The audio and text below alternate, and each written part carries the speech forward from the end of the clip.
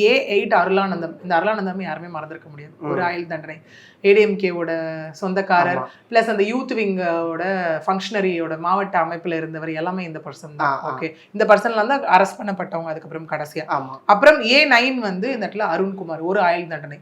இதுதான் விதிக்கப்பட்ட ஒரு விஷயம். இதுல மென்ஷன் பண்ணிருக்க அமௌண்ட்டும் பாத்தீங்கன்னா இந்த இடத்துல வந்துட்டு பாதிக்கப்பட்டவங்களுக்கு தான் போகும். இது police to CBCID then to CBI.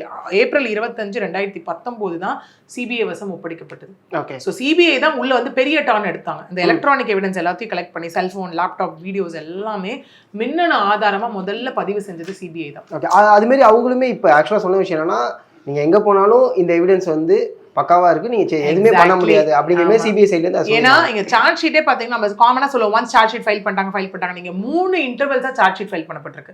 முதல்ல பாத்தீங்கன்னா மே 21, 2019 5 பேர் மேல சபரிராஜன், சதீஷ்குமார், வசந்தராஜன், திருநாவுக்கரசன், மணிவண்ணன். இது வந்து ஃபர்ஸ்ட் சார்ஜ் ஷீட்.